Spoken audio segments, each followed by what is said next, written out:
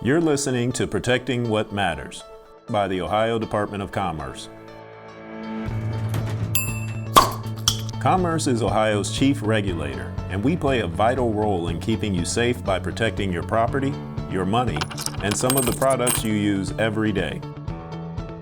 This is designed to bring awareness to important issues and help educate consumers and businesses. Join us as we chat with trusted industry experts focused on providing you with the tools you need to help you protect what matters most in your life. We want to make sure that permit holders have opportunities to assist those individuals that may have had a little too much drink, that they're not just simply throwing them out of their permit premises and letting them fend for themselves. Make sure that they are getting friends to take them home or find ways that they're not on the roadways trying to drive themselves home in an impaired state.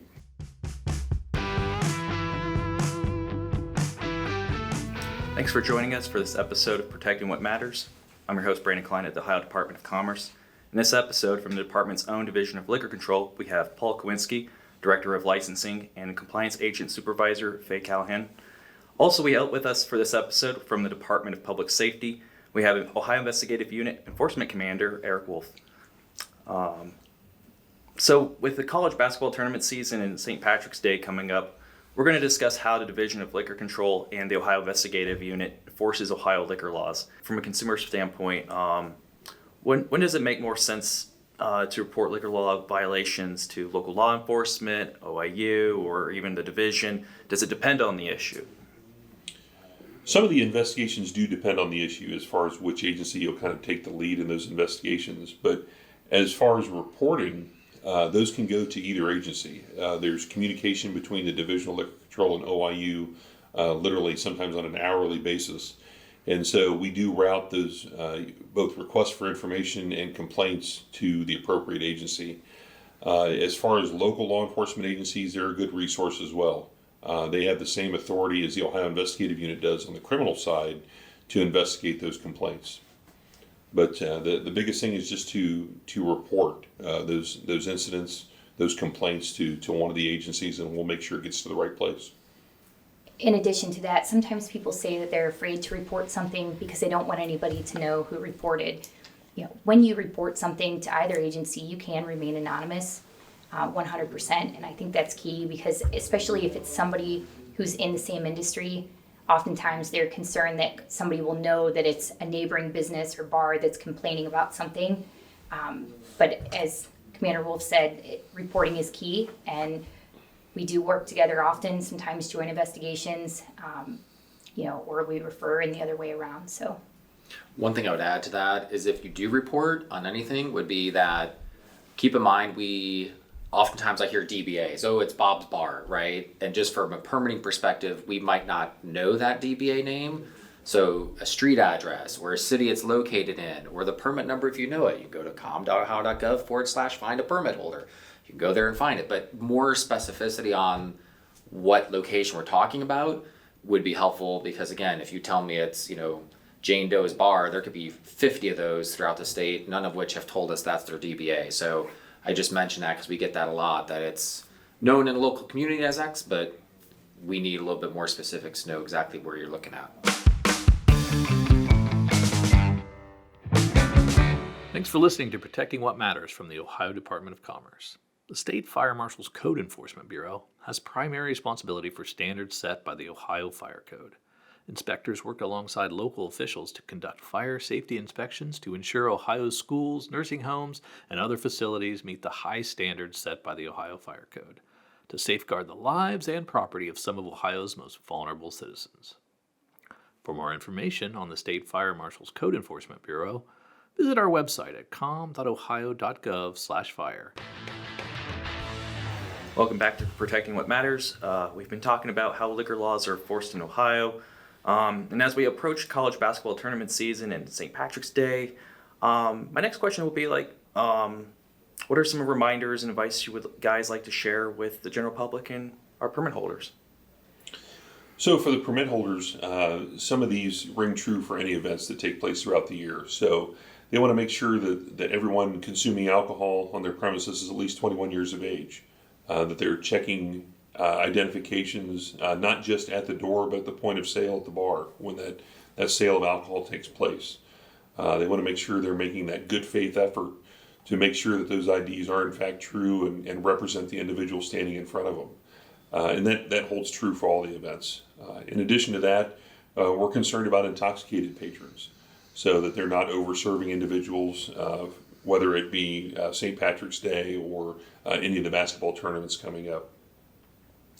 And then also we want to make sure that permit holders have opportunities to assist those individuals that may have had a little too much drink. That they're not just simply throwing them out of their permit premises and letting them fend for themselves. Make sure that they are getting friends to take them home or find ways that they're not on the roadways trying to drive themselves home in an impaired state. I agree with that. Also, I think it's important, the concern of after hours, with some of the big gatherings and some of the big events coming up, whatever their alcohol sales are to cease, whether it's 1 a.m. or 2:30, to not go past that.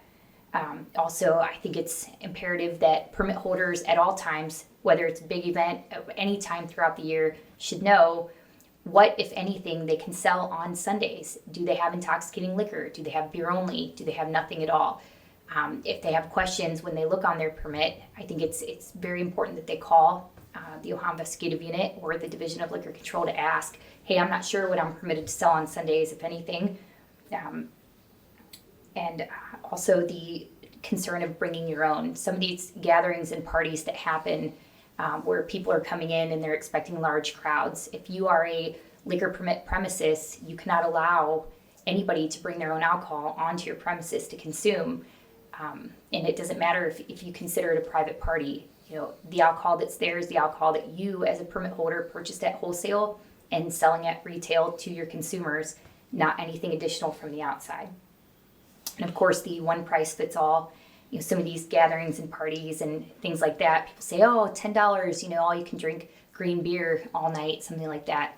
There should not be a one price fits all. It should be by the individual drink or container.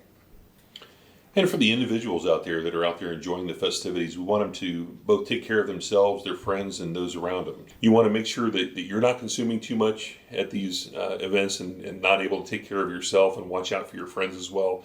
And that includes watching out for somebody trying to possibly tamper with a drink. We have events where people are trying to slip something into a drink or possibly give more alcohol to an individual that's already in an impaired state. That if you see some of these things taking place, is to get the attention of somebody that works for the permit, be it a bartender or server, somebody to get that person some help to make sure that they don't fall victim to any type of nefarious activity during these festivities. And that's my first question, Paul. How are liquor laws enforced in the state of Ohio? In Ohio, we have a lot of different agencies actually that come into play. A lot of folks will hear liquor control and they kind of first think to the Department of Commerce, Division of Liquor Control, when in reality, like I said, we have a lot of different agencies. So we are but one player. The division does more of the regulatory side of things. So getting bars and carry out locations, grocery stores, manufacturing, breweries, distilleries you see throughout the state permitted. So we go through that process with them. We do also on the back end, when the permits are coming up for renewal, we work with them on trying to get their licenses to remain in good standing. And if changes happen along the way where they're trying to transfer a permit to somebody else, go out of business, move locations, whatever it may be, we're also involved in that process. We do, in addition to the licensing and regulation, we do also work with solicitors, which are salespeople. So basically sales folks who are working with a manufacturer of a product or a distributor of a product to promote that product, X beverage in the marketplace. We register those individuals. We also register any labels. So any product you see on a shelf in Ohio, wine, beer, low proof alcohol, has to be registered with the division and go through that process. There's also federal regulations that come into play at times with our partners at TTB. So if you're making product, distributing product, you might have things to jump through there as well. Moreover, we deal with folks getting product into Ohio from out of state, which we call suppliers. So essentially any product that's coming in, because we are a license regulation with the 21st Amendment, any state will have that, kind of what we call a 3-tier system. We do have kind of control over anything that's coming within the borders. Ohio is also unique. We have what we can call a control state. So any spirituous product you see on the shelves through our OHLQ locations are actually product that we bring into the state and own in partnership with Jobs Ohio.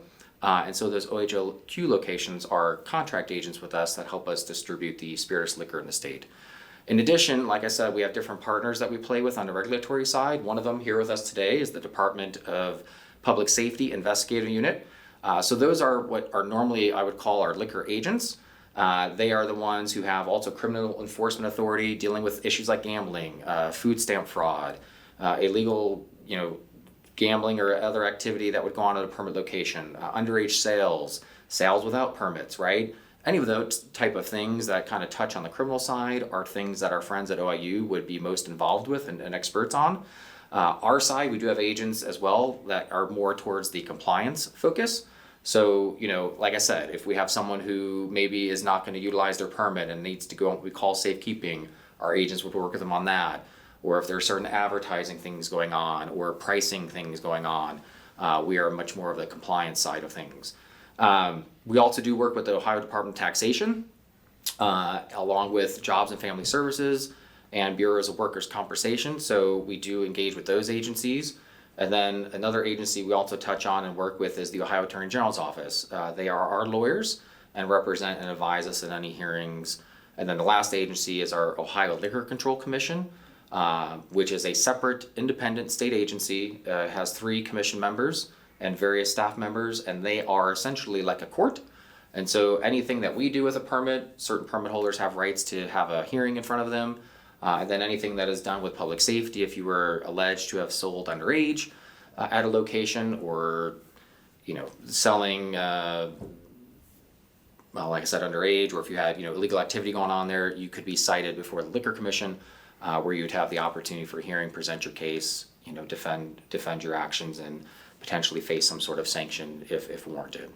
So that's essentially, I think, kind of a quick nutshell of how Ohio liquor laws are broken down. It's a lot more involved. And on our website, we have com.ohio.gov/who does what. And that's a link that will take you to our website that breaks all this down, has links to the various agencies, including different industry associations that we work with as stakeholders. So that is a good place to go if you're looking for more information on who does what with Ohio liquor law. Well, very good resources to highlight there. And Eric and Faye, would you like to kind of flesh out more on the provisions of the law that Ohio Investigative Unit enforces that Paul touched a little bit on versus what you do at the Division of Liquor Control?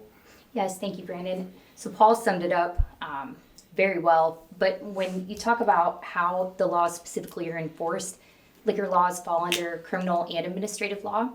So at the Division of Liquor Control, there's a section referred to as the Investigative Services section, and there are several compliance agents. We have 28 of them that are spread out amongst the state and various areas that they're assigned to. And initially, their, first part of their jobs would be to, when somebody applies for a liquor permit, they would do the initial inspections, investigations, but we focus more, as Paul said, on the compliance side. So once somebody obtains their liquor permit, when you think about the commerce mission of promoting prosperity, that's success. And people are putting everything they have into their businesses and making them succeed. Oftentimes they don't realize that something that they're doing is, against the law or whatever. So if there's something, our agents can assist them with educating them and bringing them back into compliance. So yes, we do issue administrative citations against the liquor permit, but we also issue what's referred to as a correction notice, so written warning. And again, more than anything, education is key. Our agents are oftentimes the liaison or the only contact really that somebody's had directly with the Division of Liquor Control. So the agents are essentially the face of, and they build rapport with some of these families and people and business owners that they've worked with for decades sometimes. But additionally, we work very well with other agencies. As Paul said, there's a lot of other government agencies involved directly with liquor laws, but then there's the health departments, that are involved with many of the liquor permit premises, especially, if you have a bar or restaurant, anything where you're required to have food You have local law enforcement agencies where they oftentimes have questions and they're not sure who to contact, but because their compliance agent has worked that area for so long, they know exactly who the agent is and who to contact and have questions. And if it's something that our agent specifically cannot work directly with the permit holder on, if it's something criminal related, then we would refer that either to the Ohio Investigative Unit or local law enforcement. And Eric, what's the interaction like for with permit holders in your agency? So the Ohio Investigative Unit is a law enforcement agency for the state of Ohio over the Department of Public Safety. So as previously mentioned, we rely on the Division of Liquor Control for a lot of the administrative information that we use in our investigations. So we are constantly trying to determine the status of permits and find out their violation history and what's going on with those locations. And our authority kind of starts with alcohol enforcement and SNAP fraud or food stamp fraud. Those are the two primary areas that we enforce. However, once we get into those two areas, we can investigate anything and everything else. So we will do gambling investigations, drugs, weapons charges, human trafficking, prostitution. We will get into any and every area of law enforcement when it comes to a liquor permit establishment or a SNAP or food stamp investigation. So our interactions are almost on a daily basis with members of the Division of Liquor Control. We are constantly communicating both our enforcement activity as well as getting permit information from the division. So we work very closely together. In addition to that, the Ohio Investigative Unit works with county and state job and family services offices on our SNAP investigations, and so there's a number of agencies that we interact with as well. And Faye, you mentioned a little bit about this earlier, but how would you say, can touch a little bit more about the interactions that permit holders have with your investigative services section, and just Eric, chime in, feel free to chime in on how it's different for you guys. It's definitely different because again, our goal is more compliance. So oftentimes the permit holders, tell the agents, the compliance agents, what they're doing, or hey, I was doing this. Are we allowed to do this? Is this permissible? Or somebody told me, whatever. So sometimes they just have questions about what they need to do to make sure that they're in compliance. For instance, how many times do I have to get my draft coil lines cleaned per month? Or do I have to have my liquor permit posted where everybody can see? Does it have to be the original? Or, many of the questions. But I may work with you, if I walk in as your compliance agent, I may work with you, when you initially obtain like your liquor permit, the initial inspection and maybe a final inspection. But then now you have my business card. And so a year or 3 years down the line, if I haven't been back to your business for any type of renewal inspection, which, I'll explain that in a moment. But if I haven't been back, you still have my card. You still have the ability, hey, Faye, this is so-and-so from, such and such place. I have questions about this. Or hey, can you come take a look at, and our agents will actually do something we refer to as a renewal inspection. So what that is it's similar to an initial inspection. We would go into a business and say, hey, hi, I'm Faye from Liquor Control. ID myself. I'm here to do an inspection. And they may say, well, why? Am I in trouble? Have I done something wrong? No, not one bit. It's just because you haven't had anybody visiting in a while. And so then we'll go through and we'll talk about different things that we see. Maybe their liquor bottles, how to keep insects out of them, their 3-compartment bar sink, having different things that they need to correct so that they are in compliance. And if there's something that needs serious correction, we would either, again, issue a written warning and give them time to correct it. Like, for instance, if they could not find their liquor permit anywhere and they have to have something posted, we would say, okay, here, I need you, to take care of this, contact the division, get a copy, I'll come back in 3 days to see. So it's more of a rapport and a relationship that's ongoing over the years, especially because these agents have worked their areas for, some of them, decades upon decades. So they really get to know the permit holders in their area. With the Ohio Investigative Unit, a lot of our interaction is more of a law enforcement in nature. The Ohio Investigative Unit is a plainclothes law enforcement agency, so we have agents that go out to investigate our complaints in street clothes, driving plain cars, and so we just determine if any of these type of violations are taking place, and then we have the authority to both take criminal enforcement action as well as issue administrative citations against the liquor permit. So our interaction with permit holders is a little more from a law enforcement side of it, and usually sometimes more of a negative connotation to that. However, at the same time, we do field a lot of questions, just as the division does. The permit holders are contacting our offices as well. And sometimes it's to ask questions about their operations. Sometimes it's to report the activities of a competitor down the street. So we'll have a lot of that interaction as well. In addition, we have educational opportunities. So we recently completed an online alcohol server knowledge program that's available on our website, and that any permit holder and their employees across the state can just log in and go through the training. So we try to kind of balance it out. We're there to enforce the law, the criminal law, as well as the administrative regulations. However, we're trying to educate and provide information and support to the permit holders as well.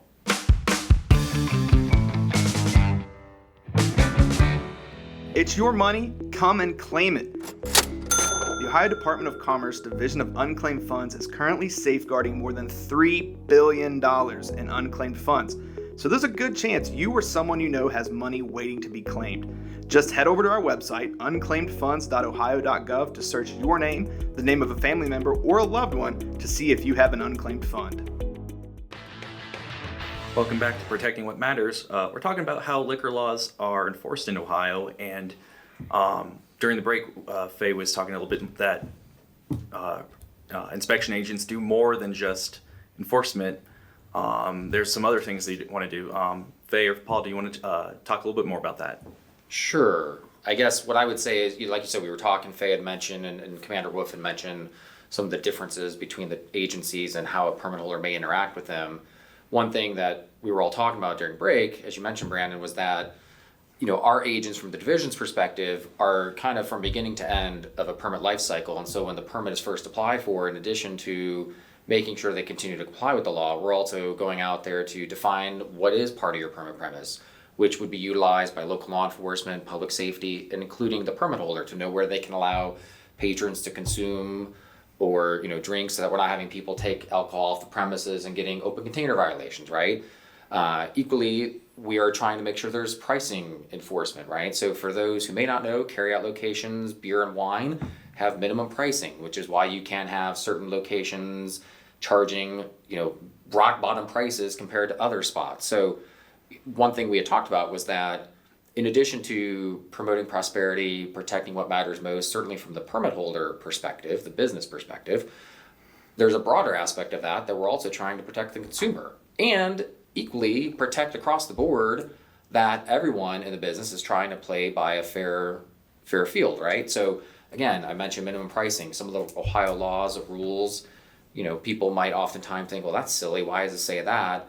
One, you have to look holistically, but you also have to understand the context. Coming out of Prohibition, 1933, right? 21st Amendment, authority to the states, things like minimum marking, like branding, what you're telling you're selling, right? Are you actually selling me X product in that bottle, or are you refilling it and selling something else?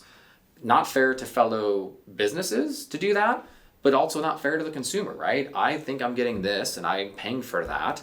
I should get that.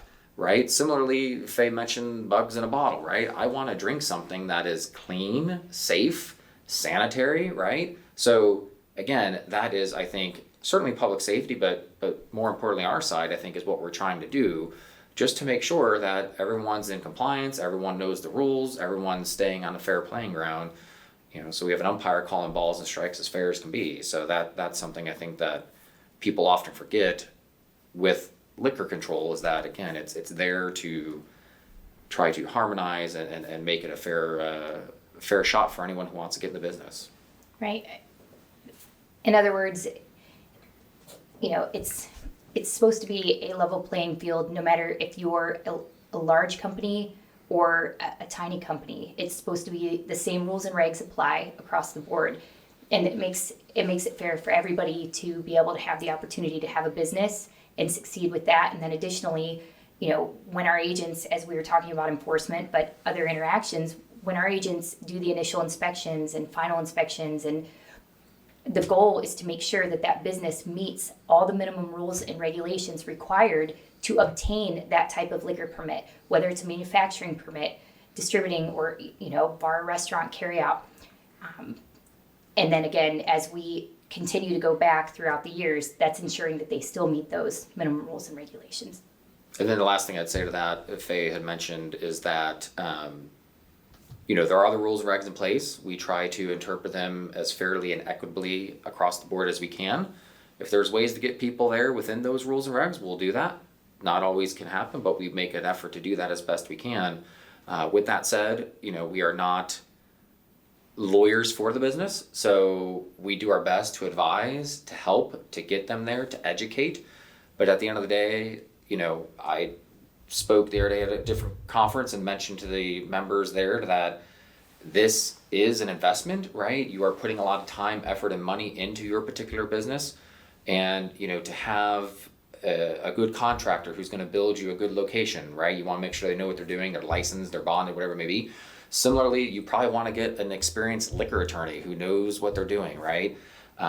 If I go to a pharmacist, I don't have them perform a heart surgery. They might know the drugs well, but I want a heart surgeon that knows what they're doing to perform that surgery. It's specialized, it's unique. So investing and seeing it as an investment to get someone like that who can help you and answer your questions, your business related questions, your liquor questions, and give you that guidance is so valuable, because we see it all the time on our end. And I'm sure public safety would feel the same, not to speak for them, but if you ask those questions up front, if you do that due diligence up front and get that advice up front, man, you can avoid a lot of headaches on the back end. Nothing worse than having people show up at a hearing, I didn't know, or I thought I could do this. Asking that question and getting that advice to avoid those situations, avoid paying fines, avoid losing a liquor permit, I think are a lot more avoidable if you take that due diligence up front. So that's something I think we always recommend to people. Despite our best efforts to educate, always seek out that private counsel who can best educate you on your specific issues that you have. And there are resources from both agencies, from the Division of Liquor Control and the Ohio Investigative Unit. You can call and ask us questions. There are email addresses available on our website for both agencies. We also have social media for both agencies. So, there's any number of ways that a permit holder or even an employee can ask questions about the operation of their business, or need some more information or some advice in a certain area. Certainly reach out with those questions. Yeah, and for us, we have com.ohio.gov/I need help. So if you go to that website again, com.ohio.gov/I need help, it's a master kind of FAQ. It has information about Division Liquor, where we are, our hours, if I'm applying a new permit, what's the quota, existing permit, how do I renew, other agencies. It has all kinds of questions that we fielded over the years.